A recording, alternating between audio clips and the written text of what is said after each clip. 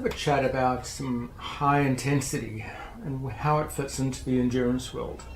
You know, we endurance athletes are are probably the healthiest and fittest people out there. You know, in the top 2% in terms of health and fitness, because if we get it right, we get the right balance of aerobic training and strength training to have the right combination to actually have combined to actually give us longevity and holistic health. Now we see a lot of the other sports that are real leaning towards high intensity. You know, the CrossFit, very little aerobic, which gives us cardiovascular health. And likewise, we can in endurance sport overinvest in the aerobic and actually lose the strength and resilience and diversity of that some of the high intensity activities give us.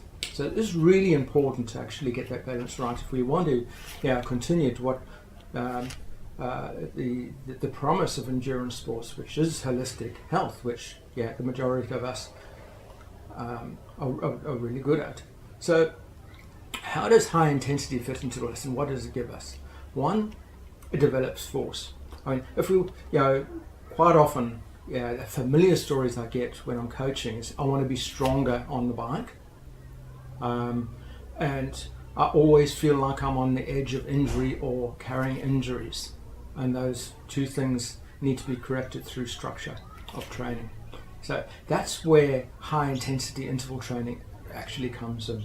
It's one, if you want to develop muscle power, particularly on the bike is a force sport. It is about power. It's power to weight. Swimming, running are more about efficiency than power.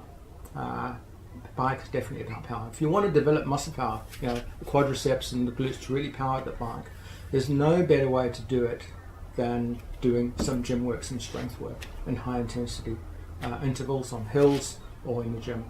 Lots of sprints, etc. In terms of injury prevention, sometimes we're always on the edge, really pushing the limits in terms of what our bodies can absorb functionally. The best way to actually increase the functional reserves in terms of muscular reserves to be able to keep our technique and form through long distance and not to have muscle breakdown late in our races or late in our training that cause those injuries is to do high intensity training. So we're talking one, force, two, technique, third one, injury prevention, three is technique. When we're doing things fast and hard, we have this tendency to focus on removing efficiencies and get the form right. So if we do high intensity training with weights or sprints, we tend to actually focus on doing things in a pure fashion, removing any efficiency, any sideways movements, and actually going forward fast in the sprints. And when we're doing muscular workouts in the gym to try and build muscle tone, we tend to actually really focus on making sure everything's aligned. This carries through to when we're actually running or cycling, is keeping things aligned. The fourth point is the genetic response. If we really push our body and work at limits, whether it be strength, sprints, going as fast as we can, or pushing as much weight as we can, there's a genetic response in the body that it wants to get better. Right? You feel you're pushing it to the limits. When you recover, the body responds very well to that high-end pressure, stress, to respond to actually get better quickly. So there's really four good reasons to do some high-intensity training. So again, it's force development, technique, injury prevention, and genetic response. It's if you want to perform well in endurance sports, you have to be doing this stuff. Quite often, when we do get injuries like Achilles, ITB issues, there's a tendency, and correctly, to actually treat the symptoms, which we need to do. So we get on the rollers, we try to roll out muscles, we try to extend it and create elasticity. But there's also, basically a root cause. A root cause why the muscle shortens is it's not actually prepared and not built and not strong enough to take the load you're pushing it through. So for instance, a marathon, 42,000 steps probably. And if your muscles in the back end of that race are starting to fail, what actually happens, they start to shorten to actually strive it, and that's when you start getting these injuries. Even in the short effort, just the repetitive nature of training every day, if the muscle's not big enough strong enough to absorb it, things start going wrong, they shorten. So the root cause is generally that we haven't built up, we've got the muscle strength and muscle resilience, which causes a lot of the injury to come. So yes, treat the symptoms when you get these injuries, but you can actually avoid a lot of these injuries by doing proper strength work, and that is through sprints again and gym work. So what does it give us at the end of the day? It gives us speed on the short distances. So if you want to get fast, you've got to do a certain amount of training fast. It's still a strong dependency to actually get aerobically fit so we can actually maintain speed, but certainly if you want to get fast, do the speed work.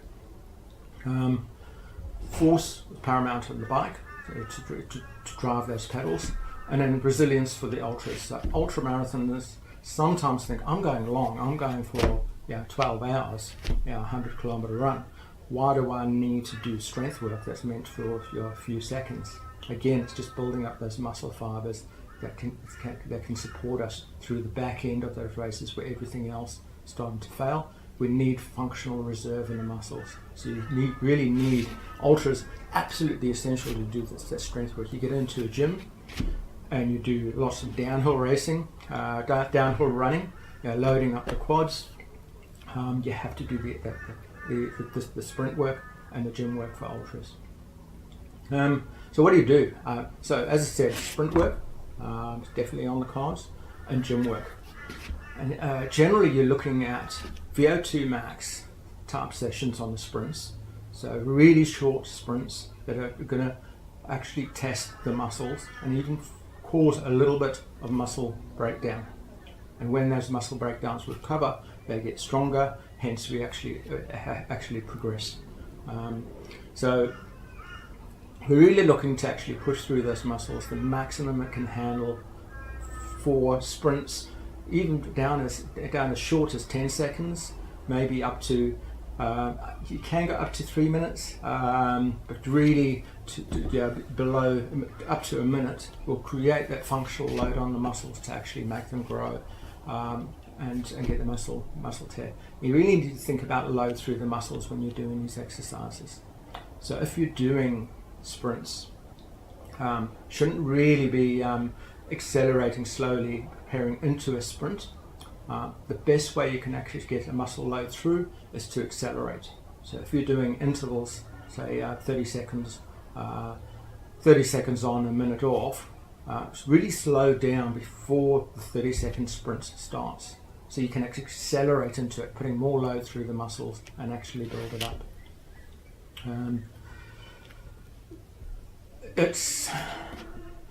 You need to focus on both eccentric and concentric muscles. So there's a strong tendency to actually focus on the back end muscles that actually power us to go forward. So if we're running and we're pushing off, we'll tend to focus on the calves, the hamstrings and the glutes that actually push us forward. Same as the bike, we tend to focus on those muscles.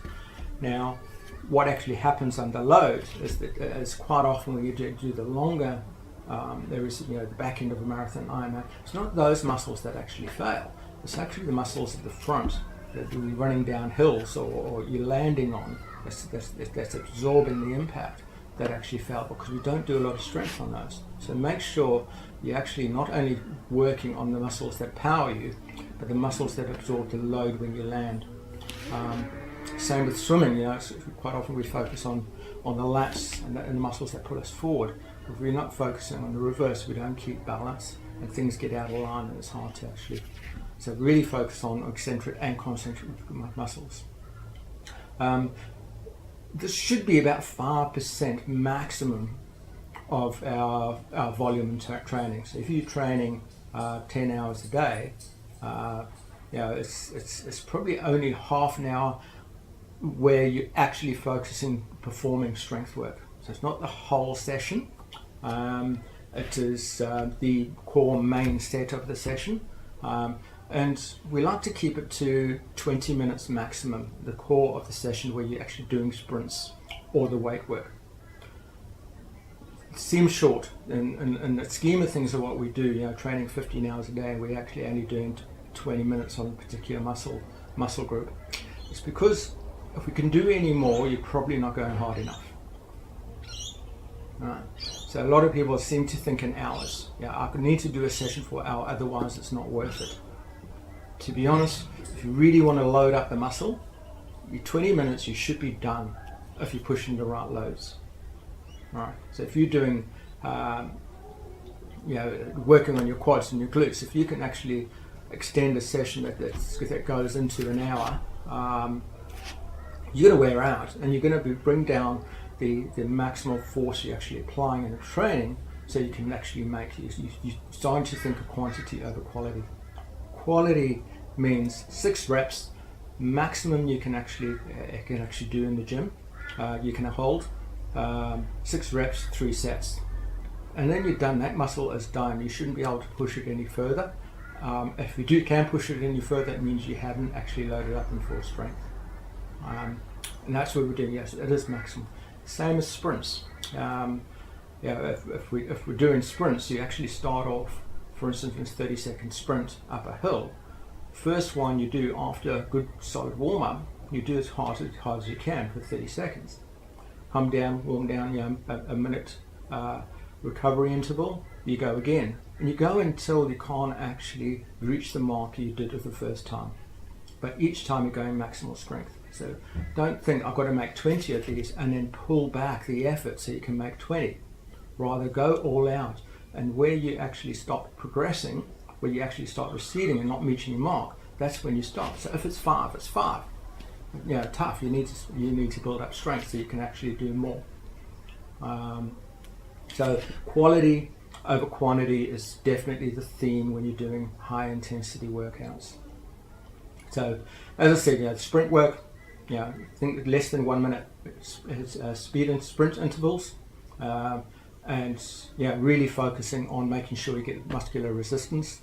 Doing it on a hill or even with a weight vest adds value because you're thinking muscle and strength in these cases. On the bike, really good to get on trainers, using trainer packages like Trainer Road, etc. Loads of resistance on that bike, so you can actually do short sprints to build up that specific muscles for cycling on the bike. Absolutes, all the elites are doing this now.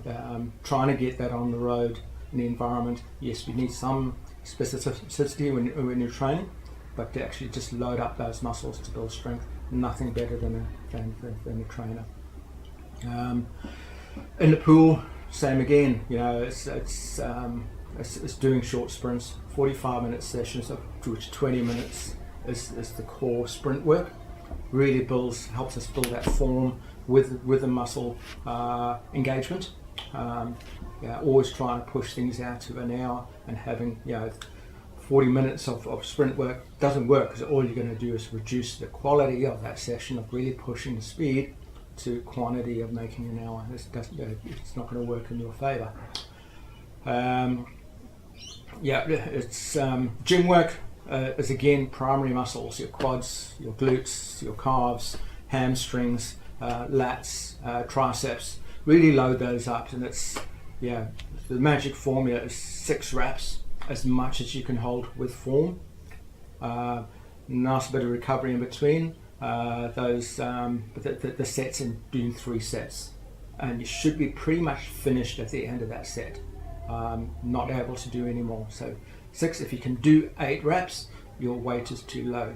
You've got to max out at 6, and that will give you the muscle growth, the muscle breakdown you're actually looking for. It is building strength.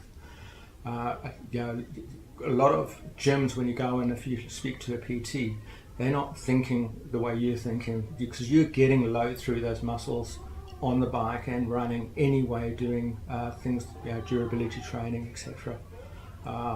So they're trying to cover lots of bases when they recommend training.